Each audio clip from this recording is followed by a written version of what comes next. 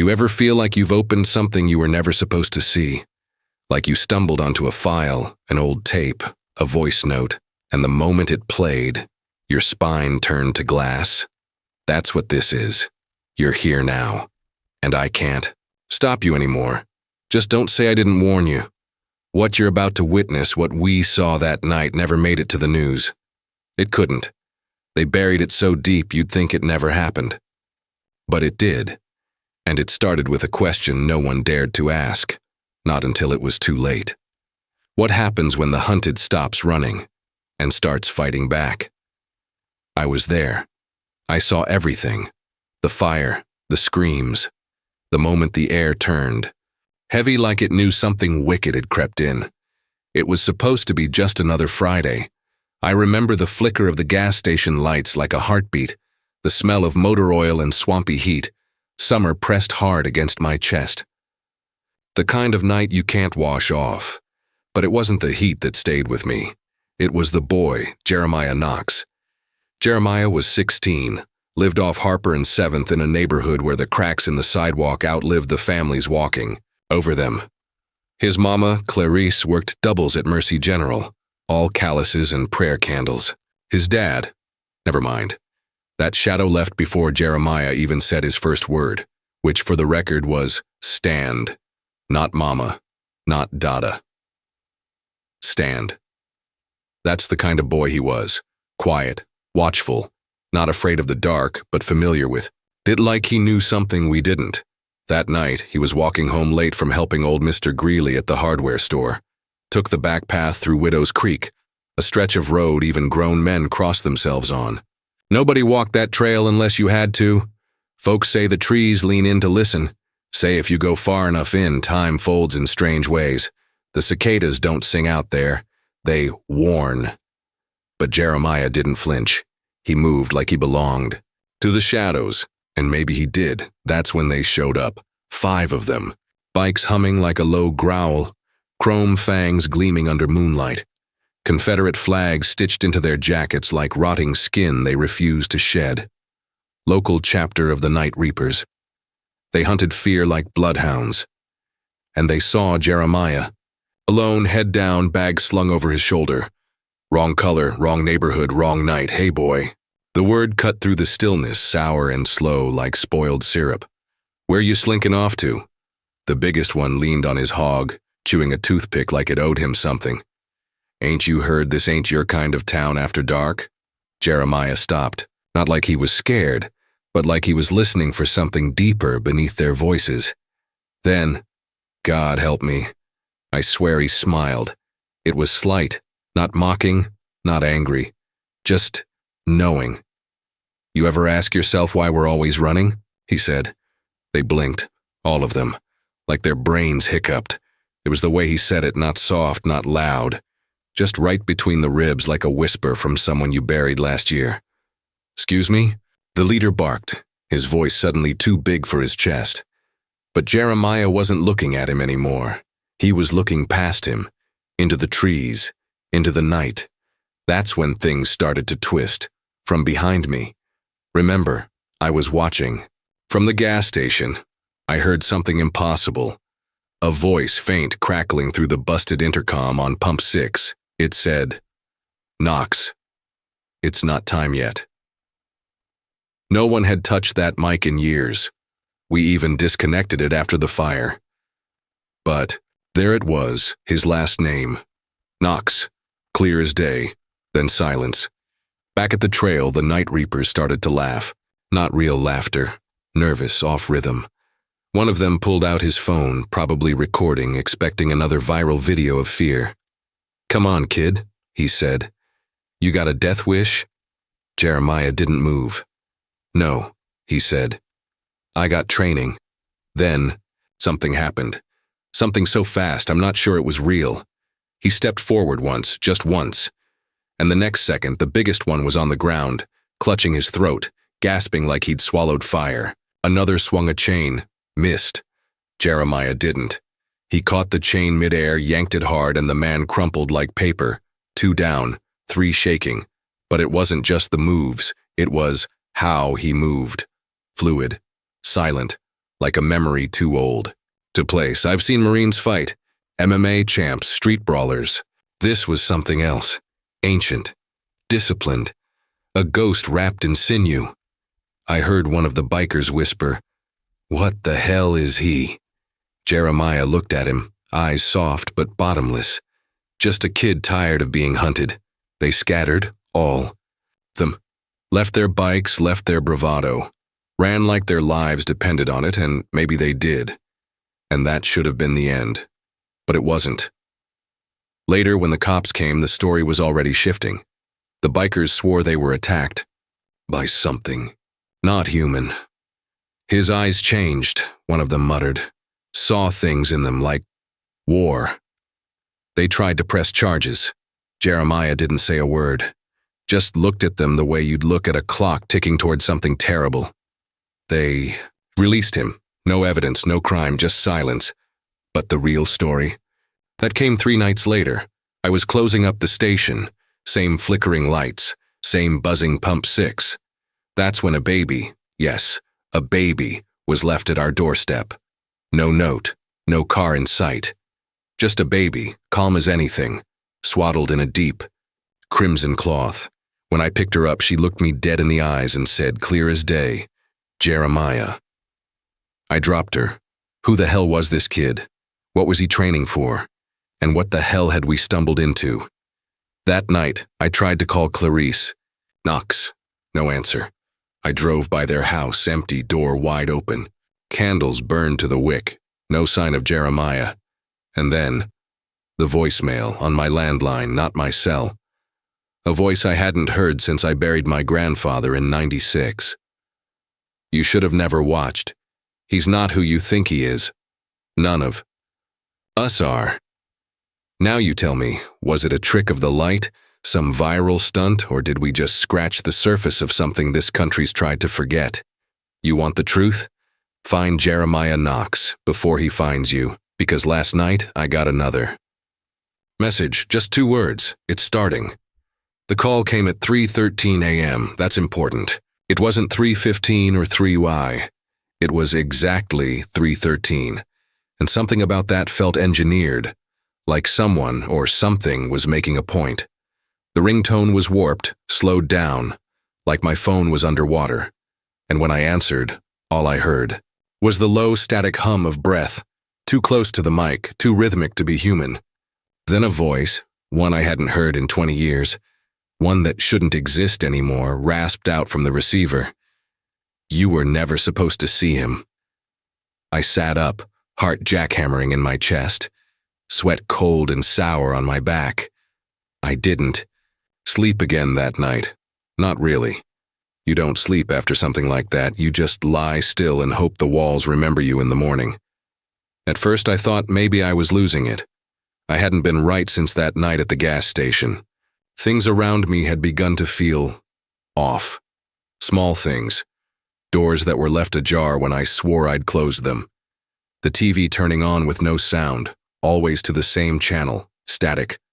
I started to hear a tapping under the floorboards, soft but insistent, like someone was trying to spell something out in Morse code. But I didn't know Morse code.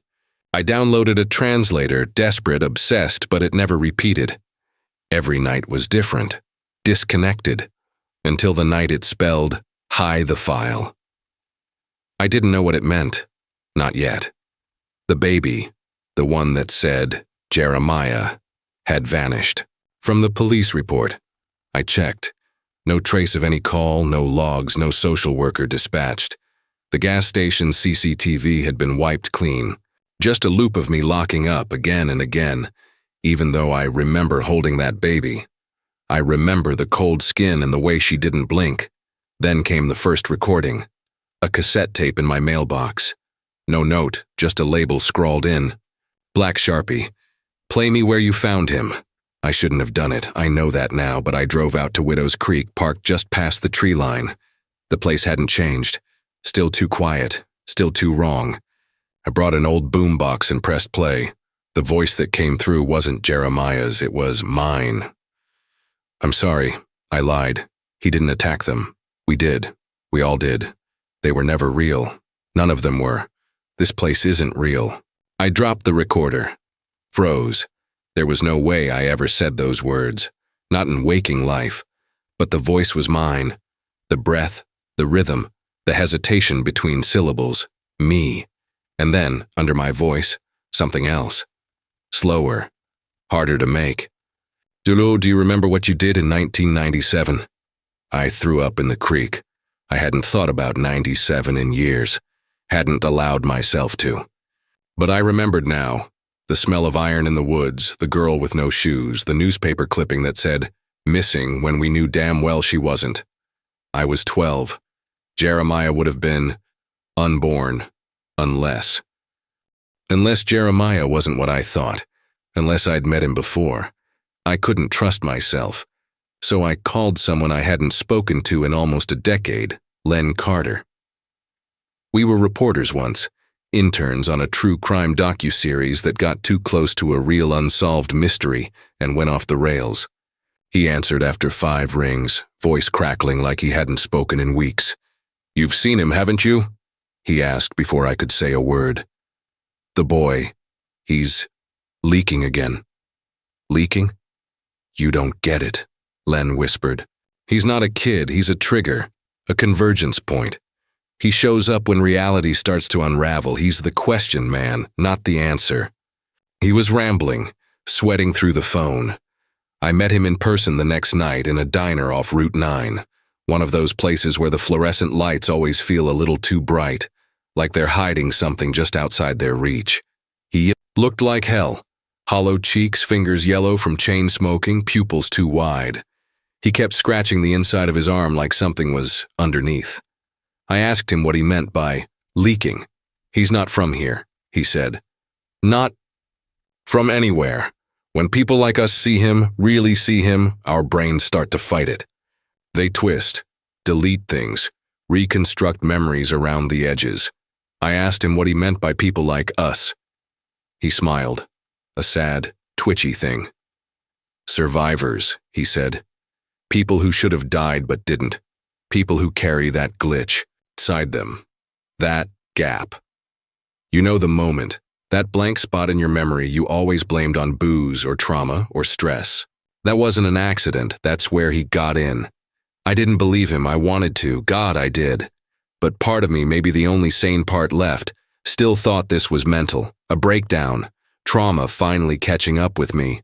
But then, he handed me the flash drive. "Watch this," he said, "alone and never more than once." I did, and I wish I hadn't. It was a home video. Christmas morning, 1997. My parents alive. Me younger, tearing through wrapping paper. And then, pause. The tape skips. The tree flickers. The audio turns backward. And there, in the background behind the couch, Jeremiah, older than me. Same face he has now. He's staring into the lens, and I swear to God he mouths my name. The tape ends. I screamed until my voice broke. I started finding more glitches. My reflection lingered half a second longer in mirrors. My voice echoed even when I whispered. I tried to find Jeremiah, online, in records, through neighbors. But it was like chasing smoke. And then last night another tape. No label, just static. But buried in the sound, if you really listened, was a woman's voice. Clarice. I hadn't heard her speak since before they disappeared. And she was crying. "He's not my son. He's not my son. He wears his face, but he's not real."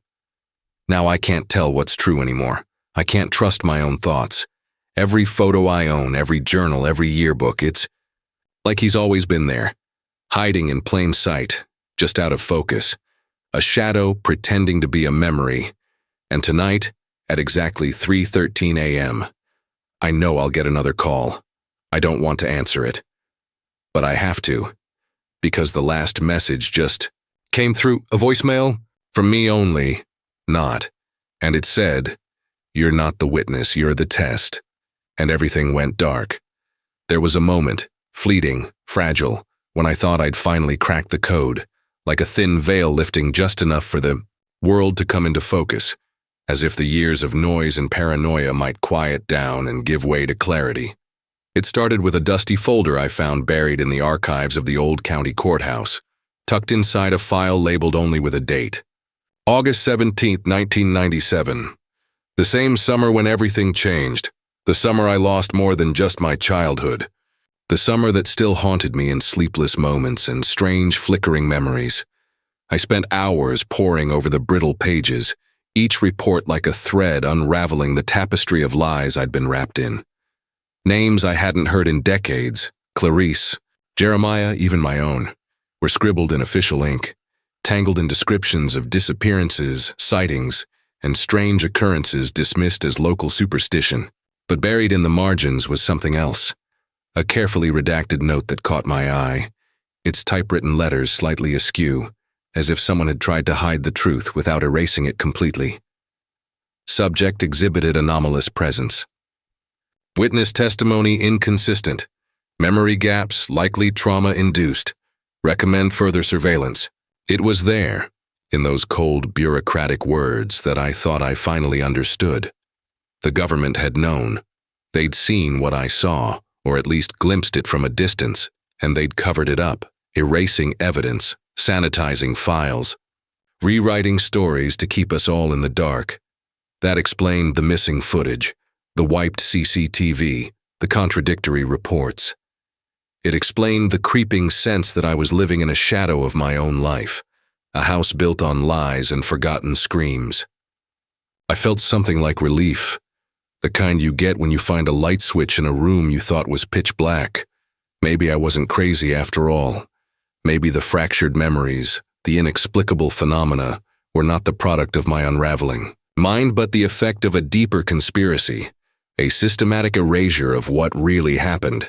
I was about to call Len, to tell him we were onto something, to finally put an end to the madness, when I noticed the photograph taped to the inside cover of the folder, a grainy black and white image of a group of kids from that summer, frozen, forever in time at the edge of a creek. I recognized every face except one. The boy in the back row, half hidden in shadow, had eyes that seemed too knowing for a child. His smile was just a little too wide, too sharp, and in his hand, he held something that didn't belong. A small broken watch, the kind you'd see in a thrift shop or a forgotten junk drawer. It was the exact same watch I'd found under the floorboards of my childhood home 3 weeks ago, the one I had no memory of ever owning or seeing before. My hands trembled as I flipped the photo over, and there, written in shaky pencil on the back, was a single word. Remember. That word hit me like a punch to the gut, stirring. Up a storm of memories half buried beneath years of suppression and fear. The creek where the photo was taken was just a few miles from where the gas station stood, where I'd seen Jeremiah, or at least what I thought was Jeremiah. And suddenly the baby's whispered name, the vanished relative's voice, the inexplicable glitches, they weren't just random.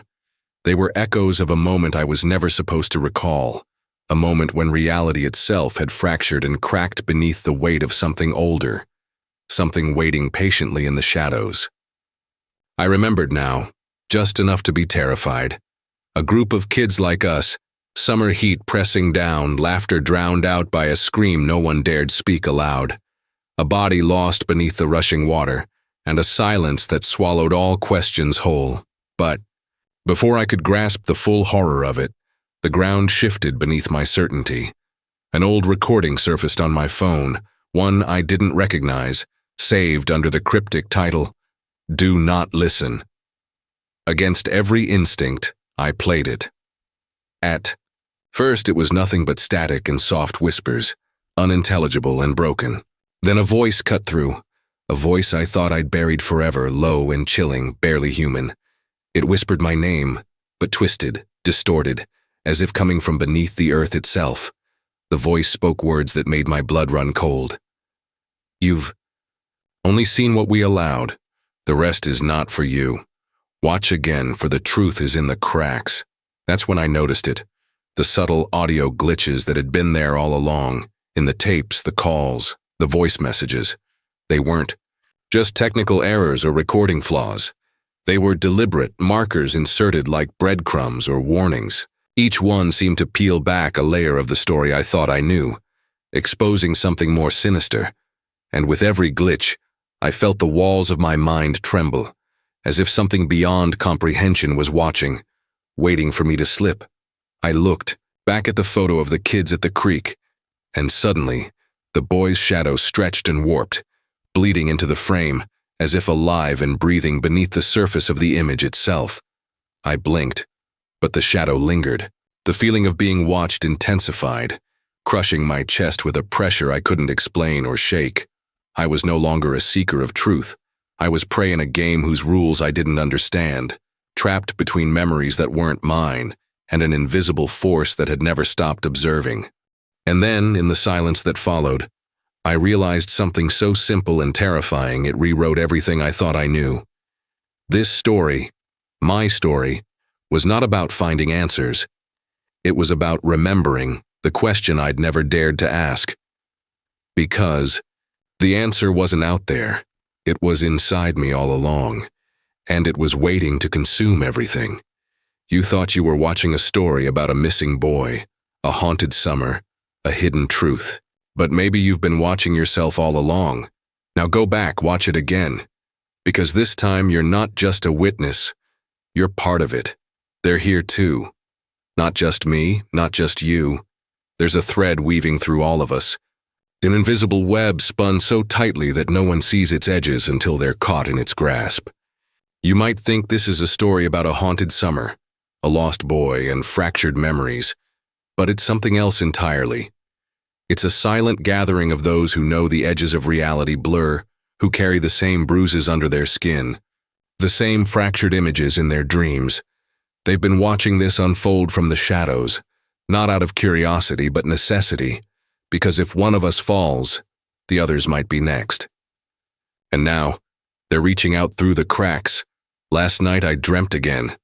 The same impossible scene, the creek under a cold moon, the boy with the broken watch stepping through the water like it was air, his eyes catching mine in a stare that promised things no child should know. But this time the dream shifted. A figure stood behind him, cloaked in shadow but unmistakably real. A presence that felt like the weight of all the unspoken truths pressing down at once. When I woke, my phone buzzed.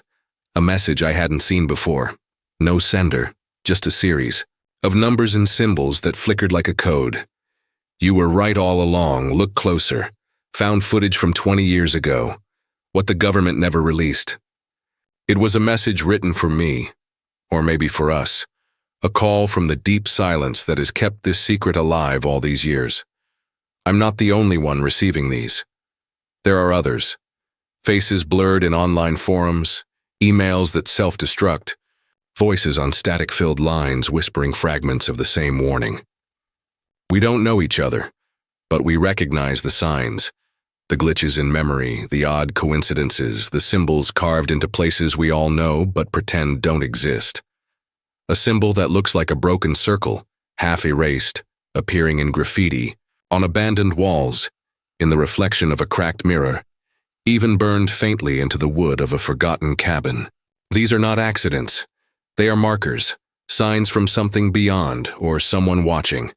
A shared language in the silence, spoken only by those who have tasted the edges of what they try desperately to forget. And as this web tightens, questions start clawing at the edges of my mind. Who controls these memories? Whose hand rewrites the past?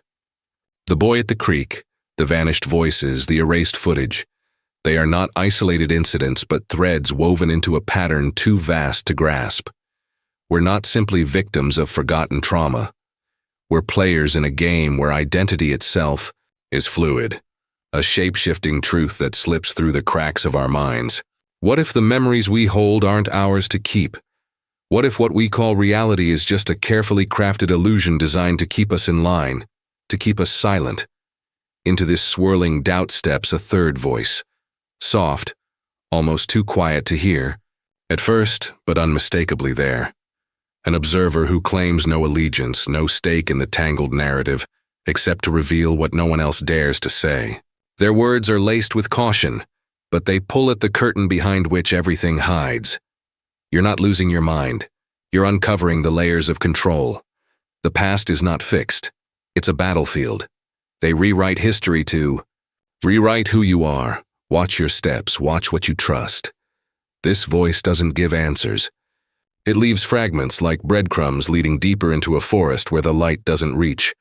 It speaks of forces watching from the edges of time, waiting for the moment to reclaim what slipped away, to reshape the story on their terms.